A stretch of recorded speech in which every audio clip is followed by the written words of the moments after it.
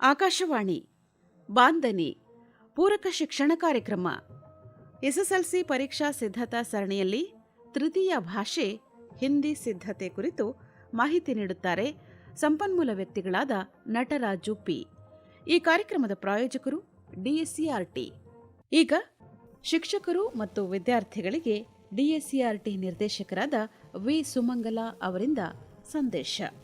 ಮೊದಲನೇದಾಗಿ ಎಲ್ಲ ವಿದ್ಯಾರ್ಥಿ ಮಿತ್ರರಿಗೂ ಹಾಗೂ ಶಿಕ್ಷಕ ಮಿತ್ರರಿಗೂ ಕೂಡ ಪರೀಕ್ಷಾ ಸಿದ್ಧತೆಗೆ ನೀವೇನೆಲ್ಲ ತಯಾರಿ ಮಾಡ್ಕೊಂಡಿದ್ದೀರಿ, ಎಲ್ಲರಿಗೂ ಕೂಡ ಶುಭ ಹಾರೈಕೆಗಳೊಂದಿಗೆ ಎಲ್ಲ ಶಿಕ್ಷಕ ಮಿತ್ರರು ಈಗಾಗಲೇ ತಮ್ಮ ತಮ್ಮ ಶಾಲಾ ಹಂತದಲ್ಲಿ ಅವರವರ ಬೋಧಿಸುವಂಥ ವಿಷಯಗಳಲ್ಲಿ ಸರ್ವ ಸಿದ್ಧತೆಯನ್ನು ಮಕ್ಕಳಿಗಾಗಿ ಮಾಡಿದ್ದೀರಿ. ಹಿಂದಿನ ಕ್ವಶನ್ ಪೇಪರ್ಸ್ಗಳನ್ನ ಆಧರಿಸಿ ಮತ್ತೆ ತಾವೇ ಕೂಡ ರಿವಿಷನ್ಸ್ ಎಲ್ಲ ಮಾಡಿ, ಸರಣಿ ಪರೀಕ್ಷೆಗಳನ್ನ ಮಾಡಿ, ಪ್ರಿಪರೇಟರಿ ಎಕ್ಸಾಮ್ಸ್ ಎಲ್ಲ ಮಾಡಿ, ಪ್ರತಿಯೊಂದು ಮಗುವಿನ ಸಿದ್ಧತೆ ಹೇಗಿದೆ ಅನ್ನೋದು ನಿಮಗೆ ಗೊತ್ತಿದೆ. ಯಾವ್ಯಾವ ಮಗುವಿನ ಸ್ಟ್ರೆಂತ್ ಏನು, ವೀಕ್ನೆಸ್ ಏನು ಅನ್ನೋದನ್ನ ತಾವು ಗಮನಿಸ್ಕೊಂಡಿದ್ದೀರಿ. ಅದಕ್ಕೆ ತಕ್ಕ ಹಾಗೆ ಮಕ್ಕಳನ್ನ ತಯಾರು ಮಾಡಿದ್ದೀರಿ. ನಿಮ್ಮ ಶಾಲೆಯಲ್ಲಿನ ಪ್ರತಿಯೊಂದು ಮಗುವು ಕೂಡ ಸರ್ವ ಸಿದ್ಧತೆಯೊಂದಿಗೆ ಪರೀಕ್ಷೆನ ಎದುರಿಸಲಿಕ್ಕೆ ಅದಕ್ಕೆ ತಕ್ಕ ಹಾಗೆ ಸಜ್ಜು ಮಾಡಿದ್ದೀರಿ. ನಮ್ಮ ಮಕ್ಕಳು ಚೆನ್ನಾಗಿ ಬರೀಲಿಕ್ಕೆ, ಚೆನ್ನಾಗಿ ಮಾರ್ಕ್ಸ್ನ ತೆಗೆದುಕೊಳ್ಳಿಕ್ಕೆ ಸಹಕಾರಿ ಆಗುವ ಹಾಗೆ ನಾವೆಲ್ಲರೂ ಕೂಡ ಅವರಿಗೆ ಉತ್ತೇಜಕರಾಗಿ ನಿಲ್ಲೋಣ. ನಮ್ಮ ವಿದ್ಯಾರ್ಥಿ ಮಿತ್ರರಿಗೆ ವಿಶೇಷವಾಗಿ ನೀವೇನು ತಯಾರಿ ಮಾಡ್ಕೊಂಡಿದ್ದೀರಾ ಆ ಎಲ್ಲ ತಯಾರಿಯ ಜೊತೆಗೆ ಪರೀಕ್ಷೆನ ಸಮರ್ಥವಾಗಿ ಎದುರಿಸಿ ಚೆನ್ನಾಗಿ ಬರೀರಿ ಅಂತ ಹೇಳ್ತಾ ನಿಮಗೆಲ್ಲರಿಗೂ ಕೂಡ ಶುಭಾಶಯಗಳನ್ನ ಹೇಳಲಿಕ್ಕೆ ಈ ಸಂದರ್ಭದಲ್ಲಿ ಇಷ್ಟಪಡ್ತೀನಿ. ಈಗ ಪರೀಕ್ಷೆಯ ಕೊನೆಯ ಹಂತದ ಸಿದ್ಧತೆಗೆ ಸಂಬಂಧಿಸಿದಂತೆ ಮಾಹಿತಿಯನ್ನ ಕೇಳೋಣ. ನಮಸ್ಕಾರ ವಿದ್ಯಾರ್ಥಿಗಳೇ. 10ನೇ ತರಗತಿ ತೃತೀಯ ಭಾಷೆ ಹಿಂದಿ ಪರೀಕ್ಷೆಯು ಈ ವರ್ಷ ಅಂದರೆ 2023 ಏಪ್ರಿಲ್ 12ರಂದು ನಡೆಯಲಿದೆ. ಇನ್ನು ಉಳಿದಂತಹ ಈ ದಿನಗಳಲ್ಲಿ ತಾವು ಪರೀಕ್ಷೆ ಬರೆಯಲು ಅಂತಿಮ ಹಂತದ ತಯಾರಿಯನ್ನು ಯಾವ ರೀತಿ ಮಾಡ್ಕೋಬೇಕು ಅನ್ನೋದನ್ನು ನಾನು ತಮ್ಮೊಂದಿಗೆ ಹಂಚಿಕೊಳ್ತಾ ಇದ್ದೇನೆ. ಮಕ್ಕಳೇ, ಈ ವರ್ಷ ನಿಮ್ಮ ಪಠ್ಯಪುಸ್ತಕದಲ್ಲಿರುವ ಎಲ್ಲ ಪಾಠಗಳನ್ನು ಈ ಪರೀಕ್ಷೆಗೆ ಪರಿಗಣಿಸಲಾಗಿದೆ. ಯಾವುದೇ ಪಾಠಗಳನ್ನು ಕಡಿತಗೊಳಿಸಲಾಗಿಲ್ಲ. ಇದು ತಮಗೀಗಾಗಲೇ ಖಚಿತ ಆಗಿದೆ.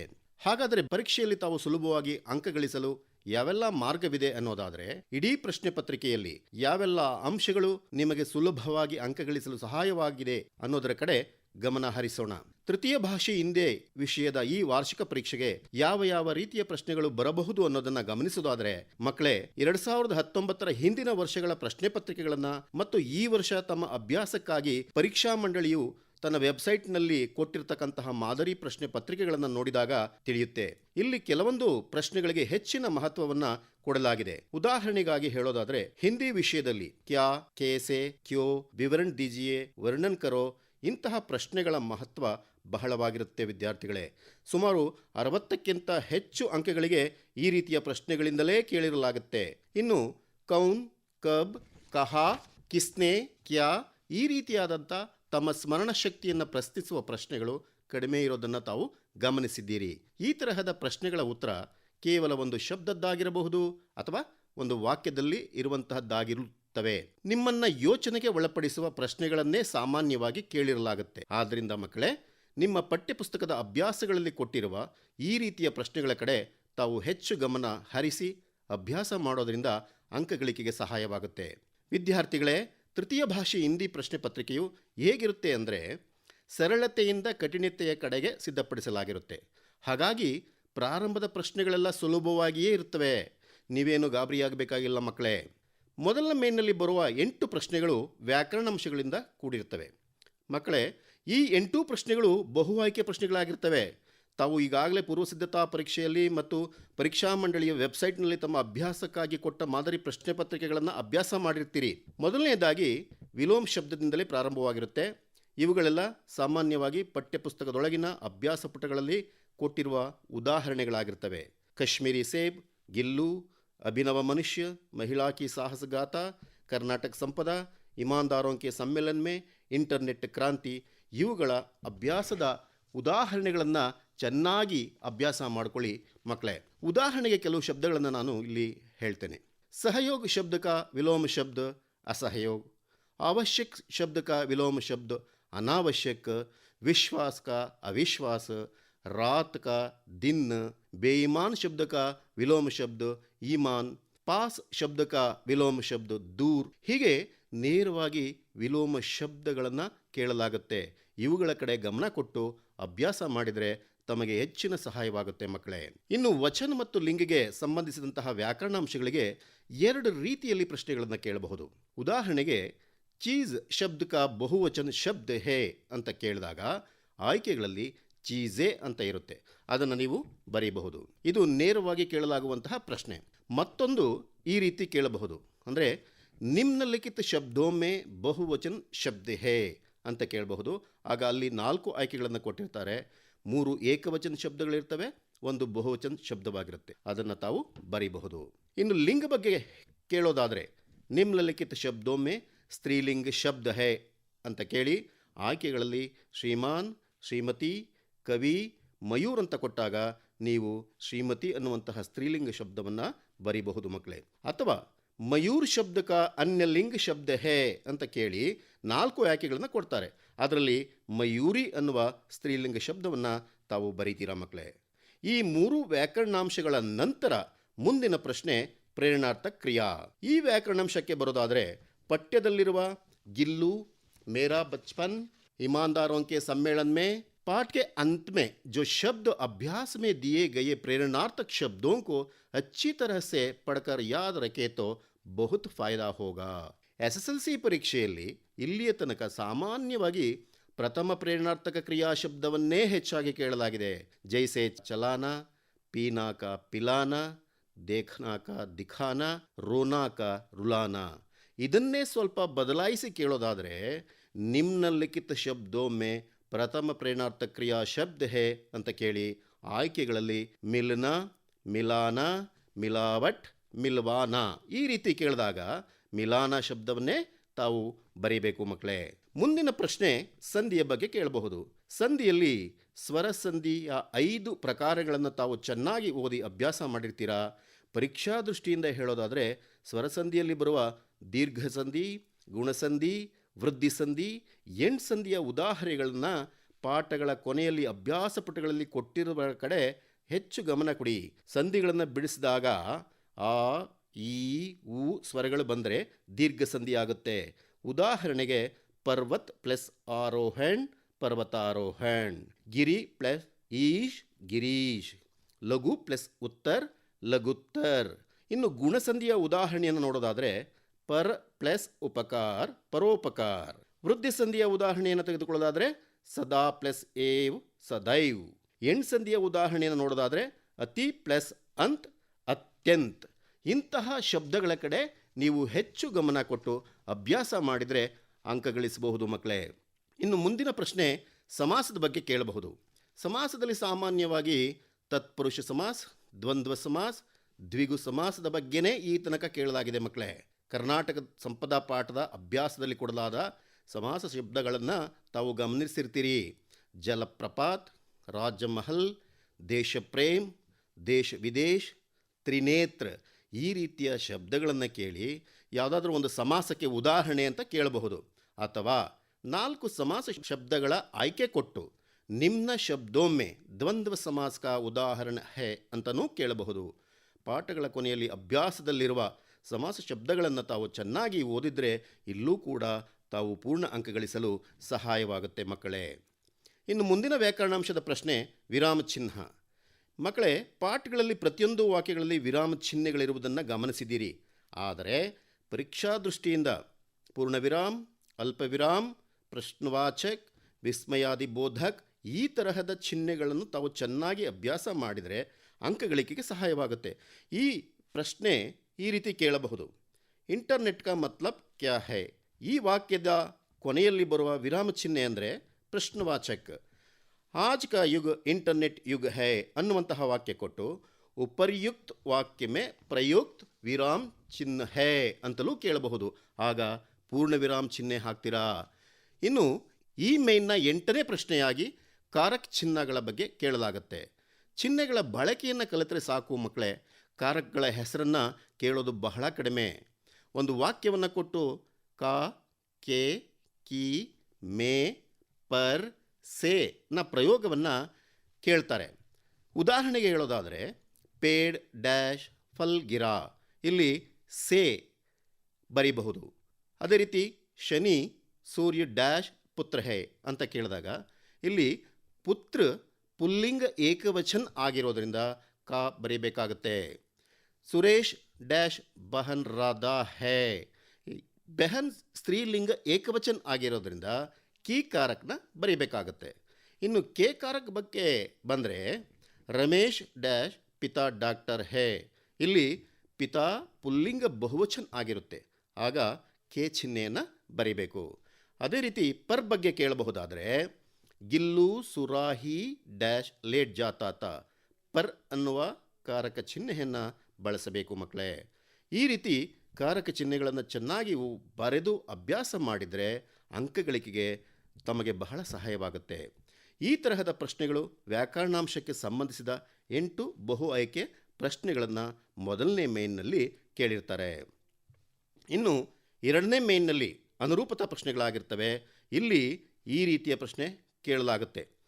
ನಿಮ್ನಲಿಖಿತ ಪ್ರಥಮ दो शब्दों के सूचित संबंधों के अनुरूप तीसरे शब्द से संबंधित शब्द लिखिए.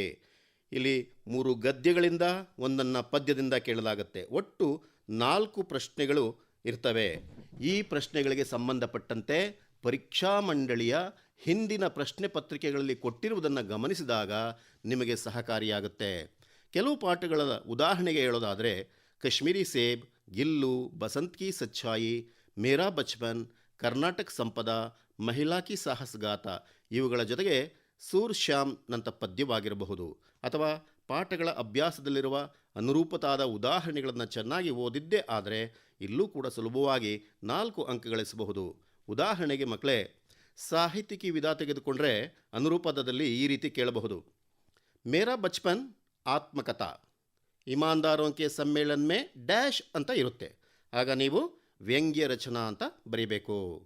ಇನ್ನು ಪದ್ಯದಿಂದ ಕೇಳಬಹುದಾದರೆ ದಯಾ ಧರ್ಮ ಕಾ ಮೂಲ್, ಅಭಿಮಾನ್ ಡ್ಯಾಶ್ ಅಂತ ಇರುತ್ತೆ, ಆಗ ಪಾಪ ಕಾ ಮೂಲ್ ಅಂತ ಬರೀಬೇಕು ಮಕ್ಕಳೇ. ಇದಾದ ನಂತರ ಮೂರನೇ ಮೇನ್ನಲ್ಲಿ ಏನಿರುತ್ತೆ ಅಂದರೆ 1 ಅಂಕದ 4 ಪ್ರಶ್ನೆಗಳಿರ್ತವೆ. ಇವುಗಳಲ್ಲಿ 2 ಪ್ರಶ್ನೆಗಳನ್ನು ಗದ್ಯದಿಂದ 2 ಪದ್ಯಗಳಿಂದ ಕೇಳಿರಲಾಗುತ್ತೆ. ಇಲ್ಲಿ ಒಂದು ವಿಚಾರನ ತಮಗೆ ಹೇಳಲೇಬೇಕು ವಿದ್ಯಾರ್ಥಿಗಳೇ. ಸಾಮಾನ್ಯವಾಗಿ 1 ಅಂಕದ ಪ್ರಶ್ನೆಗಳು ಸುಲಭವಾಗಿಯೇ ಇರ್ತವೆ. ಇವು ಸ್ಮರಣೀಯ ಪ್ರಶ್ನೆಗಳಾಗಿರ್ತವೆ.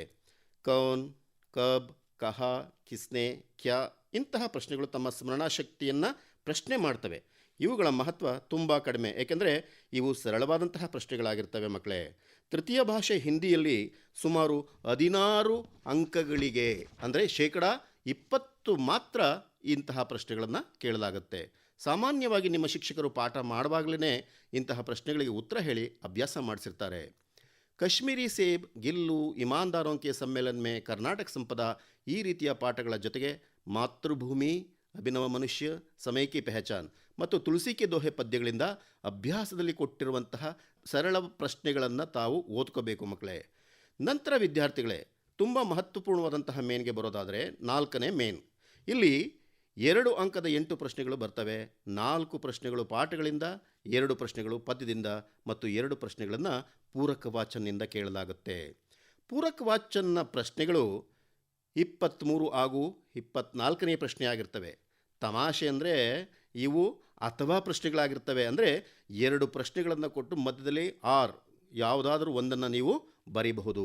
ಇಲ್ಲಿಯ ಹಿಂದಿನ ಪ್ರಶ್ನೆ ಪತ್ರಿಕೆಗಳಲ್ಲಿ ಹೆಚ್ಚು ಅಂಕಗಳಿಗೆ ಕೇಳಿರ್ತಕ್ಕಂತಹ ಪ್ರಶ್ನೆಗಳೆಂದರೆ ಯಾವ ಪ್ರಶ್ನೆಗಳು ಮಕ್ಕಳನ್ನು ಯೋಚನೆಗೆ ಒಳಪಡಿಸುತ್ತವೋ, ಅಂದರೆ ಯೋಚಿಸೋ ಹಾಗೆ ಮಾಡ್ತವೋ ಅಂತಹ ಪ್ರಶ್ನೆಗಳಿಗೆ ಮಕ್ಕಳು ತರ್ಕಬದ್ಧವಾಗಿ ಉತ್ತರಿಸುವಂತಹ ಪ್ರಶ್ನೆಗಳನ್ನೇ ಕೇಳಲಾಗುತ್ತೆ.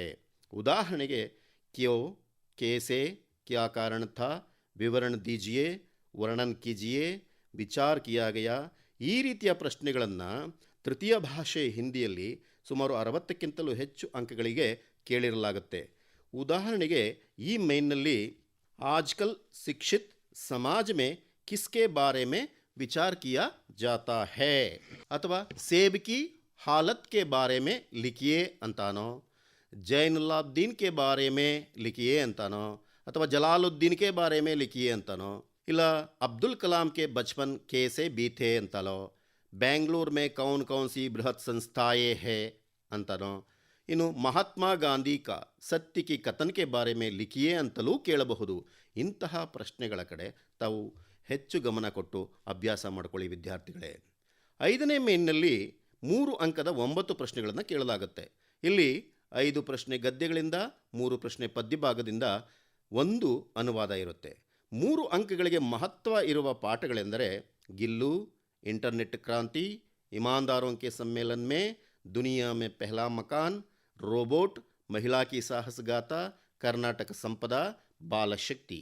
ಈ ಪಾಠಗಳಲ್ಲಿ 3 ಅಂಕಗಳಿಗೆ ಬಹಳ ಮಹತ್ವ ಇರುವ ಪ್ರಶ್ನೆಗಳಿರ್ತವೆ. ಉದಾಹರಣೆಗೆ ಗಿಲ್ಲು ಪಾಠವನ್ನು ತೆಗೆದುಕೊಳ್ಳೋದಾದರೆ ಮಕ್ಕಳೇ, ಗಿಲ್ಲು ಕೆ ಪ್ರತಿ ಮಹಾದೇವಿ ವರ್ಮಾಜಿ ಕಿ ಮಮತಾ ಕಾ ವರ್ಣನ್, ಈ ಪ್ರಶ್ನೆಯನ್ನು ಸಾಕಷ್ಟು ಬಾರಿ ವಾರ್ಷಿಕ ಪರೀಕ್ಷೆಗಳಲ್ಲಿ ಕೇಳಲಾಗಿದೆ. ಅಥವಾ ಗಿಲ್ಲು ಕೆ ಕಾರ್ಯಕಲಾಪ್ ಕೆ ಬಾರೆ ಮೇ ಲಿಖಿಯೇ, ಈ ರೀತಿಯ ಪ್ರಶ್ನೆಗಳನ್ನು ಕೇಳಬಹುದು. ಇದೇ ರೀತಿ ಇಂಟರ್ನೆಟ್ ಕ್ರಾಂತಿ ಪಾಠವನ್ನು ತೆಗೆದುಕೊಳ್ಳೋದಾದರೆ ಸೋಷಿಯಲ್ ನೆಟ್ವರ್ಕಿಂಗ್ ಎ ಕ್ರಾಂತಿಕಾರಿ ಕೋಜ್ ಹೈ ಖೇಸೆ, ವಿಡಿಯೋ ಕಾನ್ಫರೆನ್ಸ್ಗೆ ಬಾರೆ ಮೇ ಲಿಖಿಯೇ. ಸೊ ಆ ರೀತಿಯೂ ಕೂಡ ಕೇಳಬಹುದು. ಇಂತಹ ಪ್ರಶ್ನೆಗಳ ಕಡೆ ತಾವು ಗಮನ ಹರಿಸಬೇಕಾಗತ್ತೆ. ಇನ್ನು ಇಮಾನ್ದಾರೋಂಕೆ ಸಮ್ಮೇಳನ ಮೇ ಪಾಠದಿಂದ ಕೇಳೋದಾದರೆ ಫೂಲ್ ಮಾಲಾಯೇ ಮಿಲ್ನೆ ಪರ್ ಲೇಖಕ್ ಕ್ಯಾ ಸೋಚನೆ ಲಗೆ, ಅಥವಾ ಲೇಖಕ್ನೇ ಕಮರಾ ಚೋಡ್ಕರ್ ಜಾನೆ ಕಾ ನಿರ್ಣಯ ಕ್ಯೋ ಲಿಯಾ. ಹೀಗೆ ಹಿಂದಿನ ವರ್ಷಗಳ ಪ್ರಶ್ನೆ ಪತ್ರಿಕೆಗಳನ್ನು ಗಮನಿಸಿದಾಗ ಈ ರೀತಿಯ ಪ್ರಶ್ನೆಗಳನ್ನು ಕೇಳಲಾಗಿದೆ. ದುನಿಯಾ ಮೇ ಪೆಹ್ಲಾ ಮಕಾನ್ ಪಾಠದಿಂದ किंद्रु लालिम और किंचा लालिदाम मकान बनाने के लिए निर्णय करके कहा जाते हैं और किन किन जानवरों से मिलते हैं ಮತ್ತು ಉನ್ಸೆ ಕ್ಯಾ ಸಲಹ ಲೇತೆ ಹೇ, ಈ ರೀತಿಯಾದಂತಹ ಪ್ರಶ್ನೆಗಳನ್ನು ಕೇಳಬಹುದು. ಇಲ್ಲಿ ಪ್ರಧಾನ ಅಂಶಗಳನ್ನು ಒಳಗೊಂಡಿರ್ತಕ್ಕಂತಹ ಪ್ರಶ್ನೆಗಳಾಗಿರ್ತವೆ. ಆದ್ದರಿಂದ ನೀವು ಇವುಗಳ ಕಡೆ ಹೆಚ್ಚು ಗಮನವನ್ನು ಹರಿಸಬೇಕಾಗತ್ತೆ. ಅದೇ ರೀತಿ ರೋಬೋಟ್ ಪಾಠದಿಂದ ತೆಗೆದುಕೊಳ್ಳೋದಾದರೆ ಧೀರಜ್ ಸಕ್ಸೇನಾ ಕೋ ಬುದ್ಧಿಮಾನ್ ರೋಬೋಟ್ ಕಿ ಜರೂರತ್ ಕ್ಯೋ ಥಿ, ಸಾಕಷ್ಟು ಬಾರಿ ಈ ಪ್ರಶ್ನೆಯನ್ನು ಪರೀಕ್ಷೆಗಳಲ್ಲಿ ಕೇಳಲಾಗಿದೆ. ಅಥವಾ ರೋಬೋ ದೀಪ್ನೆ ರೋಬೋ ನಿಲ್ಸೆ ಕ್ಯಾ ಕಹಾ, ಇಂತಹ ಪ್ರಶ್ನೆಗಳ ಕಡೆ ಗಮನ ಹರಿಸಿದ್ರೆ ನಿಮಗೆ ಅಂಕ ಗಳಿಸಲು ಸಹಕಾರಿಯಾಗುತ್ತೆ ವಿದ್ಯಾರ್ಥಿಗಳೇ. ಇನ್ನು ಕರ್ನಾಟಕ ಸಂಪದಾ ಪಾಠದಲ್ಲಿ ಕರ್ನಾಟಕಕ್ಕೆ ಪ್ರಾಕೃತಿಕ ಸೌಂದರ್ಯಕ್ಕೆ ವರ್ಣನ ಬಗ್ಗೆ ಕೇಳಬಹುದು. ಅಥವಾ ಕರ್ನಾಟಕಿ ಶಿಲ್ಪಕಲಾ ಕಾ ಪರಿಚಯ ದೀಜಿಯೇ ಅಂತಲೋ. ಮಹಿಳಾ ಕಿ ಸಾಹಸಗಾಥಾ ಪಾಠದಿಂದ ಕೇಳೋದಾದರೆ बिचेंद्री का बचपन कैसे बीता, एवरेस्ट की चोटी पर पहुंचकर बिचेंद्री ने क्या किया, ಅಥವಾ ಮಹಿಳಾ ಕಿ ಸಹಸ್ಗಾಥಾ ಪಾಠ ಸೆ ಕ್ಯಾ ಸಂದೇಶ ಮಿಲ್ತಾ ಹೈ, ಇಂತಹ ಉತ್ತಮ ಸಂದೇಶಗಳನ್ನೊಳಗೊಂಡ ಪ್ರಶ್ನೆಗಳನ್ನು ಕೇಳಲೂಬಹುದು ಮಕ್ಕಳೇ. ಇನ್ನು ಮುಂದೆ ಬಾಲಶಕ್ತಿ ಪಾಠ ಸೆ ಪೂಛೆಂಗೆ ತೋ गांव को आदर्श गांव कैसे बनाया जा सकता है ಅಂತಲೋ, गांव की सफाई के लिए बालक क्या काम करते हैं, ಈ ರೀತಿಯ ಮಹತ್ವದಿಂದ ಕೂಡಿರ್ತಕ್ಕಂತಹ ಪ್ರಶ್ನೆಗಳನ್ನು ಕೇಳಬಹುದು ವಿದ್ಯಾರ್ಥಿಗಳೇ. ಇನ್ನು ಪದ್ಯಭಾಗದಿಂದ ಕೇಳೋದಾದರೆ 6 ಪದ್ಯಗಳಿವೆ ಅಲ್ವಾ, ಅವುಗಳಲ್ಲಿ 3 ಪ್ರಶ್ನೆಗಳನ್ನು ಕೇಳಲಾಗುತ್ತೆ ಅಂತ ನಾನು ಮೊದಲೇ ಹೇಳಿದ್ದೀನಿ. ಈಗ ಯಾವ ರೀತಿಯ ಪ್ರಶ್ನೆಗಳು ಬರಬಹುದು ಎನ್ನುವುದಾದರೆ ಪ್ರಶ್ನೆ ಪತ್ರಿಕೆಯ 32ನೇ ಪ್ರಶ್ನೆ ದೋಹೆ ಕಾ ಭಾವಾರ್ಥ ಕೇಳಲಾಗುತ್ತೆ. ಇಲ್ಲಿ ನೀವು ಒಂದು ಅಂಶವನ್ನು ಗಮನಿಸಬೇಕು. ಸರಳವಾದ ವಾಕ್ಯಗಳನ್ನು ಬಳಸಿ ನಿಮ್ಮದೇ ಆದಂತಹ ರೀತಿಯಲ್ಲಿ ಭಾವಾರ್ಥವನ್ನು ಬರೆಯಿರಿ. ಪ್ರಾರಂಭದಲ್ಲಿ ಕವಿಯ ಹೆಸರನ್ನು ಬರೀರಿ. ತುಳಸಿ ಕೆ ದೋಹೆನಲ್ಲಿ 5 ದೋಹೆಗಳಿವೆ ಅಲ್ವಾ. ಮುಖಿಯ ಮುಕ್ಸೋ ಚಾಹಿಯೇ ಅಂತನೋ, ಅಥವಾ ಜಡ ಚೇತನ ಗುಣ ದೋಷಮೈ, ಈ ರೀತಿಯ ಯಾವುದಾದ್ರೂ ಒಂದು ದೋಹೆಗೆ ಭಾವಾರ್ಥ ಬರೆಯಲು ಹೇಳ್ತಾರೆ. ಉದಾಹರಣೆಗೆ ಹೇಳುವುದಾದರೆ ಮುಖಿಯ ಮುಖಸೋ ಚಾಹಿಯೇ ಅಂದರೆ ಮುಖಿಯಾ ಕೋ ಮುಖಕ್ಕೆ ಸಮಾನ್ ಹೋನಾ ಚಾಹಿಯೇ ಅಂತ ಒಂದು ವಾಕ್ಯ ಬರೀತೀರಾ. ಕಾನ್ ಪಾನ್ ಕೋ ಏಕ್ ಅಂದರೆ ಮುಹ್ ಕಾನೆ ಪೀನೆ ಕಾ ಕಾಮ್ ಅಕೇಲಾ ಕರ್ತಾ ಹೈ, 2 ವಾಕ್ಯ ಆಯ್ತಲ್ವಾ. ಪಾಲೈ ಪೋಸೈ ಸಕಲ ಹಂಗ್ ಅಂದರೆ ಶರೀರಕ್ಕೆ ಸಕಲ ಅಂಗೋಂ ಕೋ ಪಾಲನ್ ಪೋಷಣ್ ಕರ್ತಾ ಹೈ, 3 ವಾಕ್ಯಗಳು ಮುಗ್ದೋದ್ವಪ್ಪ. ಇನ್ನು ತುಳಸಿ ಸಹಿತ ವಿವೇಕ್ ಅಂದಾಗ ಮುಖಿಯಾ ವಿವೇಕವಾನ್ ಹೋಕರ್ ವಹ ಅಪನಿ ತರಫ್ ಸೆ ಕಾಮ್ ಕರ್ಕೆ ಉಸ್ಕಾ ಫಲ್ ಸಬೀ ಮೇ ಬಾಂಟ್ತೆ ಹೈ. ಎಷ್ಟು ಸುಲಭವಾಗಿದೆ ಅಲ್ವಾ ಮಕ್ಕಳೇ ದೋಹೆಯ ಭಾವಾರ್ಥ. ಈ ರೀತಿ ಬರೆದ್ರೆ ಪೂರ್ಣ ಅಂಕಗಳನ್ನು ಪಡೆಯಬಹುದು. ಇನ್ನೊಂದು ಅಂಶ ನೆನಪಿರಲಿ ನಿಮಗೆ, ಈ ದೋಹೆಯನ್ನು ಪ್ರಶ್ನೆ ಪತ್ರಿಕೆಯಲ್ಲೇ ಕೊಟ್ಟಿರ್ತಾರೆ. ಇಲ್ಲಿ ನೀವು ಯಾವುದೇ ರೀತಿಯ ವರ್ತನೆ ಅಂದರೆ ಕಾಗುಣಿತಗಳನ್ನು ತಪ್ಪಿಲ್ಲದೆ ಬರೀಬಹುದು. ಮತ್ತು ಯಾವುದೇ ಕಾರಣಕ್ಕೂ ಮಕ್ಕಳೇ ಇದು ಕಷ್ಟನಪ್ಪ ಅಂತ ಬರೆಯದೇ ಇರಬೇಡಿ. ಇಂದಿನಿಂದಲೇ ದೋಹೆಗಳನ್ನು ಹಾಗೂ ಭಾವಾರ್ಥವನ್ನು ಬರೆದು ಅಭ್ಯಾಸ ಮಾಡೋದಾದರೆ ವಿದ್ಯಾರ್ಥಿಗಳೇ ನಿಮಗೆ ತುಂಬ ಅನುಕೂಲ ಆಗುತ್ತೆ. 33ನೇ ಪ್ರಶ್ನೆಯಾಗಿ ಗದ್ಯಾಂಶಕ ಅನುವಾದ ಕನ್ನಡಿಯ ಅಂಗ್ರೇಜಿ ಮೇ ಕೀಜಿಯೇ ಅಂತ ಕೇಳಲಾಗುತ್ತೆ. ಸಾಮಾನ್ಯವಾಗಿ ಇಲ್ಲಿ ತತ್ಸಮ ಪದಗಳೇ ಹೆಚ್ಚಾಗಿ ಬಂದಿರತಕ್ಕಂತಹ ವಾಕ್ಯಗಳನ್ನೇ ಕೇಳಲಾಗುತ್ತೆ. ಇಂತಹ ವಾಕ್ಯಗಳು ಯಾವ್ಯಾವ ಪಾಠದಲ್ಲಿ ಬರುತ್ತೆ ಅನ್ನೋದನ್ನು ನೋಡೋದಾದರೆ ದುನಿಯಾ ಮೇ ಪೆಹ್ಲಾ ಮಕಾನ್, ಕರ್ನಾಟಕ ಸಂಪದಾ, ಸತ್ಯ ಕಿ ಮಹಿಮಾ, ಶನಿ ಸಬ್ಸೆ ಸುಂದರ ಗ್ರಹ ಈ ಪಾಠಗಳಲ್ಲಿ ಇರ್ತವೆ. ಇನ್ನು ಉಳಿದ 3 ಅಂಕದ 2 ಪ್ರಶ್ನೆಗಳು ಈ ರೀತಿ ಕೇಳಬಹುದು.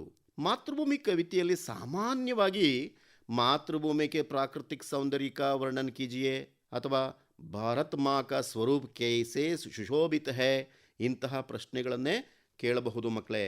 ಅಭಿನವ ಮನುಷ್ಯ ಕವಿತೆಯಿಂದ ದಿನಕರ್ ಜಿ ಕೆ ಅನುಸಾರ ಮಾನವ ಕಾ ಸಹಿ ಪರಿಚಯವನ್ನು ಬರೇರಿ ಅಂತನೋ. ಪ್ರಕೃತಿ ಪರ್ ಸರ್ವತ್ರ ಹೈ ವಿಜಯೀ ಪುರುಷ್ ಆಸೀನ್, ಇಸ್ ಪಂಕ್ತಿ ಕಾ ಆಶಯ ಸಮझाइए. ಈ ರೀತಿಯ ಪ್ರಶ್ನೆಗಳು ಈ ಪದ್ಯದಿಂದ ಕೇಳಬಹುದು ಮಕ್ಕಳೇ. ಇನ್ನೆರಡು ಪದ್ಯಗಳಾದ ಸಮಯ ಕಿ ಪಹಚಾನ್ ಪದ್ಯದಿಂದ ಸಮಯ ಕಾ ಸದುಪಯೋಗ ಕೇಸೆ ಕರ್ನಾ ಚಾಹಿಯೆ, ಇದು 3 ಅಂಕದ ಪ್ರಶ್ನೆ. ಆದರೆ ಕವಿ ಕೆ ಅನುಸಾರ ಮನುಷ್ಯ ಕೋ ಸುಖ ಕಬ್ ನಹಿ ಮಿಲ್ತಾ, ಇದನ್ನು 2 ಅಥವಾ 3 ಅಂಕದ ಪ್ರಶ್ನೆಯಾಗಿಯೂ ಕೇಳಬಹುದು. ಒಮ್ಮೊಮ್ಮೆ ಈ ಪದ್ಯದಿಂದ 1 ಅಂಕದ ಪ್ರಶ್ನೆಯನ್ನು ಅನುರೂಪದಲ್ಲೂ ಸಹ ಕೇಳಬಹುದು. ಹೇಗೆ ಕೇಳಬಹುದು ಅಂದರೆ ಕವಿಯ ಹೆಸರನ್ನು ಕೇಳಬಹುದು. ಇನ್ನು ಸೂರ್ಶ್ಯಾಮ್ ಪದಮೆ ಕೃಷ್ಣ ಬಲರಾಮ್ ಕೆ ಸಾಥ್ ಖೇಲ್ನೆ ಕ್ಯೂ ನಹಿ ಜಾತಾ, ಅಥವಾ ಬಲರಾಮ್ ಕೃಷ್ಣ ಕೆ ಮಾತಾ ಪಿತಾ ಕೆ ಬಾರೆ ಮೇ ಕ್ಯಾ ಕಹತಾ ಹೈ, ಅಥವಾ ಬಾಲಕೃಷ್ಣ ಅಪ್ನಿ ಮಾತಾ ಸೆ ಕ್ಯಾ ಕ್ಯಾ ಶಿಕಾಯತೆ ಕರ್ತಾ ಹೈ. ಈ ರೀತಿಯಂತಹ ಪ್ರಶ್ನೆಗಳನ್ನು 2 ಅಥವಾ 3 ಅಂಕಕ್ಕೆ ಕೇಳಲಾಗಿರುತ್ತೆ. ಕೆಲವು ಬಾರಿ 2 ಅಂಕಕ್ಕೆ ಕೇಳಿ 1 ಅಂಕಕ್ಕೆ ಅನುರೂಪತಾದಲ್ಲಿ ಕೇಳಬಹುದು. ಇದನ್ನು ನಾನು ಮೊದಲೇ ಹೇಳಿದೆ ನಿಮಗೆ. ಇನ್ನು 6ನೇ ಮೇನ್ಗೆ ಬರೋದಾದರೆ 4 ಅಂಕದ 2 ಪ್ರಶ್ನೆಗಳನ್ನು ಕೇಳಲಾಗುತ್ತೆ. 34ನೆಯ ಪ್ರಶ್ನೆಯಲ್ಲಿ ಒಂದೇ ಪಾಠದಿಂದ 2 ಪ್ರಶ್ನೆಯನ್ನು ಅಥವಾ ಅಂದರೆ ಚಾಯ್ಸ್ ಕೊಟ್ಟು ಕೇಳಲಾಗಿರುತ್ತೆ. ಪಾಠಗಳು ಯಾವಿರ್ಬೋದು ಇಂತಹ ಒಂದು ಪ್ರಶ್ನೆಯನ್ನು ಕೇಳಲಿಕ್ಕೆ ಅಂದರೆ ಗಿಲ್ಲು, ಬಸಂತ್ ಕಿ ಸಚ್ಚಾಯಿ, ಇಂಟರ್ನೆಟ್ ಕ್ರಾಂತಿ, ಇವುಗಳಿಂದ ಕೇಳಲಾಗಬಹುದು. ಗಿಲ್ಲು ಪಾಠದಿಂದ ಕೇಳೋದಾದರೆ ಗಿಲ್ಲು ಕೆ ಕಾರ್ಯಕಲಾಪ್ ಕೆ ಬಾರೆ ಮೇ ಲಿಖಿಯೇ, ಅಥವಾ ಗಿಲ್ಲು ಕೆ ಅಂತಿಮ್ ದಿನೋಂಕ ವರ್ಣನ್ ಕೀಜಿಯೇ, ಈ ರೀತಿಯ ಪ್ರಶ್ನೆಗಳನ್ನು ಕೇಳಬಹುದು. ಬಸಂತ್ ಕಿ ಸಚ್ಚಾಯಿ ಪಾಠವನ್ನು ತೆಗೆದುಕೊಳ್ಳೋದಾದರೆ ಇಲ್ಲಿ ಇಬ್ಬರ ವ್ಯಕ್ತಿಗಳ ವ್ಯಕ್ತಿತ್ವದ ಬಗ್ಗೆನೇ ಕೇಳಲಾಗಿರುತ್ತೆ ಮಕ್ಕಳೇ. ಬಸಂತ್ ಅವರು ಪಂಡಿತ್ ರಾಜ್ ಕಿಶೋರ್, ಇವರಿಬ್ಬರ ಬಗ್ಗೆನೇ ಹೆಚ್ಚು ಮಹತ್ವವನ್ನು ಈ ಪಾಠದಲ್ಲಿ ಕೊಟ್ಟಿರಲಾಗಿರ್ತಕ್ಕಂಥದ್ದು. ಬಸಂತ್ ಇಮಾನ್ದಾರ್ ಲಡ್ಕಾ ಹೈ ಕೇಸೆ, ಅಥವಾ ಪಂಡಿತ್ ರಾಜ್ ಕಿಶೋರ್ ಕೆ ಮಾನವೀಯ ವ್ಯವಹಾರ ಕಾ ಪರಿಚಯ ದೀಜಿಯಾ, ಈ ಥರದ ಪ್ರಶ್ನೆಗಳನ್ನು ಈ 2019ರ ಹಿಂದಿನ ವರ್ಷಗಳಲ್ಲಿ ಕೇಳಿದ್ದಾರೆ ಪರೀಕ್ಷಾ ಮಂಡಳಿಯ ವಾರ್ಷಿಕ ಪರೀಕ್ಷೆಗಳಲ್ಲಿ. ಇನ್ನು ಇಂಟರ್ನೆಟ್ ಕ್ರಾಂತಿ ಪಾಠದ ಅಭ್ಯಾಸದಲ್ಲಿರುವ ಪ್ರಶ್ನೆಗಳನ್ನು ಚೆನ್ನಾಗಿ ಓದಿ ತಾವು ತಿಳ್ಕೊಂಡಿದ್ರೆ ಇವು 1 ಅಂಕಕ್ಕಾದರೂ ಆಗ್ಬೋದು, 3 ಅಂಕಕ್ಕಾದರೂ ಆಗ್ಬೋದು, 4 ಅಂಕಕ್ಕಾದರೂ ಆಗಬಹುದು. ಅದರ ಜೊತೆಗೆ ನಿಬಂಧ ಬರೀಲಿಕ್ಕಂತೂ ಬಹಳ ಅನುಕೂಲವಾಗುತ್ತೆ. ಅದರಿಂದ ಇಂಟರ್ನೆಟ್ ಕ್ರಾಂತಿ ಪಾಠವನ್ನು ಅಭ್ಯಾಸದಲ್ಲಿರ್ತಕ್ಕಂತಹ ಪ್ರಶ್ನೆಗಳನ್ನು ತಾವು ಚೆನ್ನಾಗಿ ಓದಿ ಅಭ್ಯಾಸ ಮಾಡ್ಕೊಳ್ಳಿ ಮಕ್ಕಳೇ. ಇನ್ನು 35ನೇ ಪ್ರಶ್ನೆ, ಕೋಶಿಶ್ ಕರ್ನೆ ವಾಲೋಂ ಕಿ ಹಾರ್ ನಹಿ ಹೋತಿ ಪದ್ಯದಿಂದ. ಈ ಪದ್ಯವನ್ನು ಕಂಠಸ್ಥ ಕೇಲಿಯೇ ಸೀಮಿತವಾಗಿರುತ್ತೆ. ಉತ್ತಮ ಸಂದೇಶವನ್ನು ಕೊಡುವಂತಹ ಕವಿತೆಯಾಗಿದೆ. ಸೊ ಅಸಫಲತಾ ಏಕ್ ಚುನೌತಿ ಹೈ ಅಂತಕ್ಕಂತಹ ಈ 4 ಸಾಲುಗಳನ್ನು ತಾವು ಚೆನ್ನಾಗಿ ಓದಿ ಬರೆದು ಅಭ್ಯಾಸ ಮಾಡಿ ಮಕ್ಕಳೇ. ಇಲ್ಲಿ ತಾವು ಯಾವುದೇ ರೀತಿಯಾದಂತಹ ಒಂದು ವರ್ತನೆಗಳನ್ನು ತಪ್ಪಿಲ್ಲದೆ ಬರೀಬೇಕು ಅಂತ ಅಂದರೆ ಬರೆದು ಅಭ್ಯಾಸ ಮಾಡಬೇಕಾಗತ್ತೆ. ಅದರಿಂದ ತಾವು 4 ಅಂಕವನ್ನು ಪಡಿಬಹುದು ಮಕ್ಕಳೇ. ಇನ್ನು 7ನೇ ಮೇನ್ನಲ್ಲಿ ಅಪಠಿತ ಗದ್ಯಾಂಶ ಕೊಟ್ಟು 4 ಪ್ರಶ್ನೆಗಳನ್ನು ಕೇಳಲಾಗುತ್ತೆ. ಈ ಗದ್ಯಾಂಶ ತಮ್ಮ ಒಂದು ಮಾನಸಿಕ ಮಟ್ಟಕ್ಕೆ ಅನುಗುಣವಾಗಿಯೇ ಇರ್ತದೆ. ಇಲ್ಲಿ 4ಕ್ಕೆ 4 ಅಂಕಗಳನ್ನು ಸುಲಭವಾಗಿ ಗಳಿಸಬಹುದು ಮಕ್ಕಳೇ. ಗದ್ಯಾಂಶವನ್ನು ಚೆನ್ನಾಗಿ 3 ಬಾರಿ ಓದಿ ಪ್ರಶ್ನೆಗಳನ್ನು ಅರ್ಥ ಮಾಡಿಕೊಂಡು ಉತ್ತರವನ್ನು ತಾವು ಹುಡುಕಿ ಬರೀಬೇಕಾಗತ್ತೆ. ಇಲ್ಲಿ ಗದ್ಯಾಂಶದ ಮೊದಲ ಸಾಲು ಮೊದಲನೇ ಪ್ರಶ್ನೆಯ ಉತ್ತರ ಅಂತ ಹೇಳಲಿಕ್ಕೆ ಬರೋದಿಲ್ಲ. ಕೆಲವು ಸಾರಿ ಮಧ್ಯದಲ್ಲೂ ಕೂಡ ಮೊದಲನೆಯ ಪ್ರಶ್ನೆಯ ಉತ್ತರ ಬರಬಹುದು. ಆದ್ದರಿಂದ ಸರಿಯಾದ ರೀತಿಯಲ್ಲಿ ಆ ಉತ್ತರವನ್ನು ಹುಡುಕಿ 1 ವಾಕ್ಯದಲ್ಲೋ 2 ವಾಕ್ಯದಲ್ಲೋ ಈ ಗದ್ಯಾಂಶಕ್ಕೆ ಉತ್ತರಿಸೋದೇ ಆದರೆ ಇಲ್ಲೂ ಕೂಡ ತಾವು 4 ಅಂಕವನ್ನು ಪಡಿಬಹುದು ವಿದ್ಯಾರ್ಥಿಗಳೇ. 8ನೇ ಮೇನ್ನಲ್ಲಿ ಕಿಸಿ ಏಕ್ ವಿಷಯ ಪರ್ ನಿಬಂಧ ಲಿಖಿಯೇ. ಇಲ್ಲಿ 3 ವಿಷಯಗಳನ್ನು ಕೊಟ್ಟು ಒಂದಕ್ಕೆ ಬರೆಯಲು ಕೇಳಲಾಗುತ್ತೆ. ಮಂಡಳಿಯ ಹಳೆಯ ಪ್ರಶ್ನೆ ಪತ್ರಿಕೆಗಳನ್ನು ನೋಡಿದರೆ ಒಂದು ಅಂಶ ತಮ್ಮ ಗಮನಕ್ಕೆ ಬರುತ್ತೆ ಮಕ್ಕಳೇ. ಅದೇನೆಂದರೆ ಪಾಠಗಳ ಮೇಲೆ ಆಧಾರಪಟ್ಟಂತಹ ಒಂದು ವಿಷಯ ಬರುತ್ತೆ. ಉದಾಹರಣೆಗೆ ಕರ್ನಾಟಕ ಸಂಪದ ಅಥವಾ ಇಂಟರ್ನೆಟ್ ಕ್ರಾಂತಿ ಆಗಿರಬಹುದು. ಇವುಗಳನ್ನು ನೋಡ್ಕೊಳ್ಳಿ. ಮತ್ತು ಪಾಠದ ಕೊನೆಯಲ್ಲಿ ಅಂದರೆ ಪುಸ್ತಕದ ಕೊನೆಯ ಪುಟಗಳಲ್ಲಿ ಕೊಟ್ಟಿರುವಂತಹ ನಿಬಂಧ ವಿಷಯಕ್ಕೆ ಸಂಬಂಧಪಟ್ಟ ವಿಷಯಗಳಿರ್ತವೆ. ಜನಸಂಖ್ಯಾ ಕಿ ಸಮಸ್ಯೆ, ನಾರಿ ತುಮ್ ಕೇವಲ್ ಶ್ರದ್ಧಾ ಹೋ ಆಗಿರ್ಬೋದು, ಮತ್ತು ಬೇರೋಜ್ಗಾರಿ ಅಥವಾ ವನ ಮಹೋತ್ಸವ, ಈ ವಿಷಯಗಳ ಬಗ್ಗೆ ಕೇಳಬಹುದು. ಇಲ್ಲಿ ನಿಮ್ಮ ಪ್ರೆಸೆಂಟೇಷನ್ ಬಹಳ ಮುಖ್ಯ ಮಕ್ಕಳೇ. ಆಧಾರ ಬಿಂದುಗಳನ್ನು ಕೊಟ್ಟಿರ್ತಾರೆ, ಅದಕ್ಕೆ ಅನುಗುಣವಾಗಿ ಬರೆದರೆ ನಿಮಗೆ 4 ಅಂಕ ಸುಲಭವಾಗಿ ಲಭಿಸುತ್ತೆ ವಿದ್ಯಾರ್ಥಿಗಳೇ. ಇನ್ನು 9ನೇ ಮೇನ್ನಲ್ಲಿ 38ನೇ ಪ್ರಶ್ನೆಯಾಗಿ ಪತ್ರಲೇಖನ್ ಇರುತ್ತೆ. ವ್ಯಕ್ತಿಗತ ಪತ್ರ ಅಥವಾ ಚುಟ್ಟಿ ಪತ್ರ ಬರೆಯಲು ಕೇಳಿರ್ತಾರೆ. ಪತ್ರ ಬರೆಯಲು ಚೆನ್ನಾಗಿ ಅಭ್ಯಾಸ ಮಾಡಿದರೆ 5 ಅಂಕ ಗಳಿಸಲು ಸುಲಭ ಸಾಧ್ಯ ವಿದ್ಯಾರ್ಥಿಗಳೇ. ನೀವು ಈಗಾಗಲೇ 8 ಮತ್ತು 9ನೇ ತರಗತಿಯ ಹಿಂದಿ ಪುಸ್ತಕದಲ್ಲಿ ನೋಡಿದ್ದೀರಿ. ನಿಮ್ಮ ಶಿಕ್ಷಕರು ಕೂಡ ಚುಟ್ಟಿ ಪತ್ರದ ಬಗ್ಗೆ ತಿಳಿಸಿ ಚೆನ್ನಾಗಿ ಅಭ್ಯಾಸ ಮಾಡಿಸಿರ್ತಾರೆ. ಈ ಚುಟ್ಟಿ ಪತ್ರದ ಪ್ರಾರೂಪ ಬಗ್ಗೆ ಹೇಳೋದಾದರೆ, ನಿಮ್ಮ ಉತ್ತರ ಪತ್ರಿಕೆಯಲ್ಲಿ ಅಂದರೆ ಮುಖ್ಯ ಪ್ರಶ್ನೆಯನ್ನು ಗುರುತಾಕಿ ಜೊತೆಗೆ 38ನೇ ಪ್ರಶ್ನೆಯನ್ನು ನೀವು ಅಲ್ಲಿ ಬರೆದು ಉತ್ತರ ಪತ್ರಿಕೆ ಎಡಭಾಗದಲ್ಲಿ ಪ್ರೇಷಕ್ ಬರೆದು ಕೆಳಗೆ ನಿಮ್ಮ ವಿಳಾಸ ಬರೀಬೇಕು. ಬಲಭಾಗದಲ್ಲಿ ಸ್ಥಳ ದಿನಾಂಕವಾದ ಬರೀಬೇಕಾಗತ್ತೆ. ನಂತರ ಸೇವಾಮೆ ಬರೆದು ಕೆಳಭಾಗದಲ್ಲಿ ಪ್ರಧಾನಾಚಾರ್ಯ ಬರೆದು ಶಾಲೆಯ ವಿಳಾಸವನ್ನು ತಾವು ಬರೀಬೇಕಾಗತ್ತೆ. ಇದಾದ ನಂತರ ವಿಷಯ ಅಂತ ಹೇಳಿ ಚುಟ್ಟಿ ಕೇಲಿಯೇ ಪ್ರಾರ್ಥನಾ ಪತ್ರ ಅಂತ ಬರೆದು, ಅದಾದಮೇಲೆ ಸಂಬೋಧನ್ ಮಹೋದಯ್ ಅಂತ ಬರೆದು ಪತ್ರದ ಹೃದಯ ಭಾಗದಲ್ಲಿ ವಿಷಯವನ್ನು ಬರೆಯಿರಿ. ಅಂದರೆ ರಜೆ ಯಾವ ಕಾರಣಕ್ಕೆ ಮತ್ತು ತೆಗೆದುಕೊಳ್ತಕ್ಕಂತಹ ದಿನಾಂಕವನ್ನು ಇಲ್ಲಿ ನಮೂದಿಸಬೇಕು. ಇದಾದ ನಂತರ ಧನ್ಯವಾದ. ಹಾಗೆಯೇ ಪುಟದ ಬಲಭಾಗದಲ್ಲಿ ಸಮಾಪನ್ನಲ್ಲಿ ಆಪ್ಕಾ ಆಜ್ಞಾಕಾರಿ ಛಾತ್ರ ನಿಮ್ಮ ಹೆಸರು ಬರೀಬೇಕು. ಎಡಭಾಗದಲ್ಲಿ ಅಭಿಭಾವಕ್ಕೆ ಹಸ್ತಾಕ್ಷರ್ ಅಂದರೆ ಪೋಷಕರ ಸಹಿ ಬರೆದು ಸುಮ್ಮನೆ XYZ ಅಂತ ಬರೀರಿ. ಸೊ ಇಲ್ಲಿ ನೀಟಾಗಿ ನೀವು ಪತ್ರವನ್ನು ಬರೆದಿದ್ದೇ ಆದರೆ ಪೂರ್ಣ ಅಂಕವನ್ನು ಪಡೆಯಬಹುದು ವಿದ್ಯಾರ್ಥಿಗಳೇ. ಕೊನೆಯದಾಗಿ ವಿದ್ಯಾರ್ಥಿಗಳೇ, ನಿಮಗೆ ಕನಿಷ್ಠ ಇಷ್ಟು ಅಂಕಗಳನ್ನು ಬಹಳ ಸುಲಭವಾಗಿ ಗಳಿಸ್ಬೋದು. ಅವು ಏನು ಅಂತ ಅಂದರೆ, ಅನುರೂಪದಲ್ಲಿ ಬರ್ತಕ್ಕಂತಹ ಬಹು ಆಯ್ಕೆ ಪ್ರಶ್ನೆಗಳು ವ್ಯಾಕರಣಾಂಶಗಳಿಂದ ಕೂಡಿರುತ್ತೆ. ಉತ್ತರವನ್ನು ಕೆಳಗಡೆ ಕೊಟ್ಟಿರ್ತಾರೆ. ಸ್ವಲ್ಪ ವಿವೇಚನೆಯಿಂದ ಹುಡುಕಿ ಜ್ಞಾಪಕ ಶಕ್ತಿಯಿಂದ ಅವುಗಳನ್ನು ಸರಿಯಾದ ಉತ್ತರ ಬರೆಯೋದಾದರೆ 8 ಅಂಕಗಳು ತಮಗೆ ಸುಲಭವಾಗಿ ಲಭಿಸುತ್ತೆ ಮಕ್ಕಳೇ. ಅನುರೂಪದಲ್ಲಿ ಸಾಕಷ್ಟು ನಿಮಗೆ ಪಾಠಕ್ಕೆ ಸಂಬಂಧಪಟ್ಟಂತಹ ಮತ್ತು ಇಲ್ಲಿ ಪದ್ಯಗಳಲ್ಲಿ ಜೋಡಿ ಏನು ಒಂದು ಪ್ರಾಸಗಳಿರ್ತಾವಲ್ಲ, ಆ ಶಬ್ದಗಳ ನೆನಪನ್ನು ಇಟ್ಕೊಂಡಿದ್ರೆ ಅಲ್ಲೂ ಕೂಡ ತಾವು 4 ಅಂಕವನ್ನು ಸುಲಭವಾಗಿ ಗಳಿಸಬಹುದು ವಿದ್ಯಾರ್ಥಿಗಳೇ. ಇನ್ನು ಅದರ ಜೊತೆಗೆ ಒಂದು ವಾಕ್ಯದಂತಹ ಪ್ರಶ್ನೆಗಳೇನಿದೆ ಅದು ಬಹಳ ಸುಲಭವಾದಂಥ. ಯಾಕೆಂದರೆ ಕ್ಯಾನಾಮ್, ಕ್ಯೋ, ಕಹಾ, ಕಬ್ ಈ ರೀತಿಯಾದಂತಹ ಪ್ರಶ್ನೆಗಳು ಸುಲಭವಾಗಿರ್ತವೆ.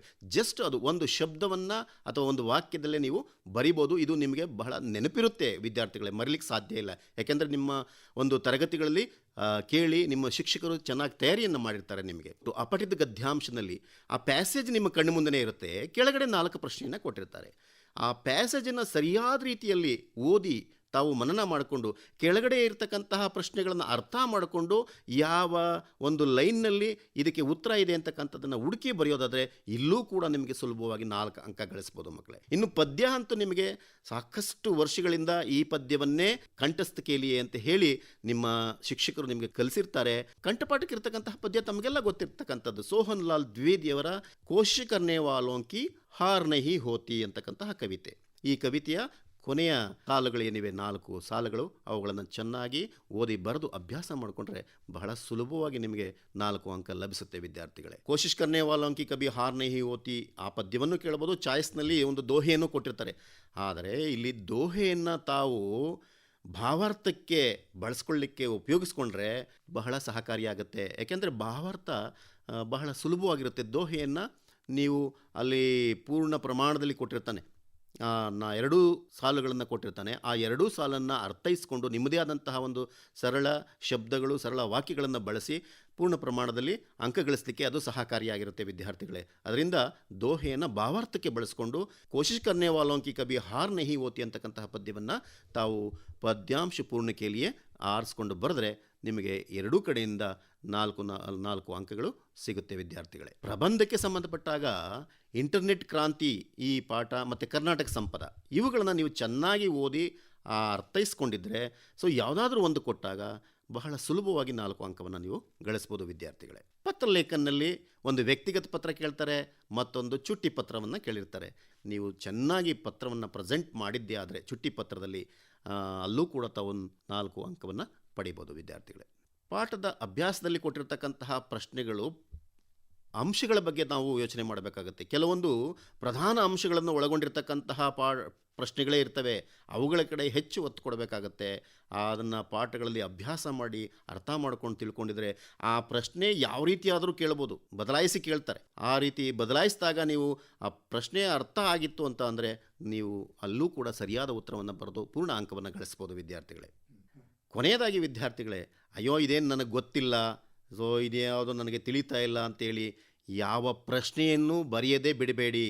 ಎಲ್ಲ ಪ್ರಶ್ನೆಗಳಿಗೂ ಕೂಡ ನಿಮಗೆ ತಿಳಿದಿರೋ ಹಾಗೆ ನೆನಪಿಸಿಕೊಂಡು ಉತ್ತರವನ್ನು ಬರೆದು ಬನ್ನಿ. ಈ ರೀತಿ ಕೊನೆಯಲ್ಲಿ ನಾನು ಹೇಳಿದಂತಹ ಒಂದು ಅಂಶಗಳನ್ನು ತಾವು ಗಮನಿಸಿ ತಯಾರಾದರೆ ಕನಿಷ್ಠ ಅಂದರೆ ತಾವು ಈ ಪರೀಕ್ಷೆಯಲ್ಲಿ 40 ಅಂಕಗಳನ್ನು ಗಳಿಸ್ಬೋದು ಬಹಳ ಸುಲಭವಾಗಿ ವಿದ್ಯಾರ್ಥಿಗಳೇ.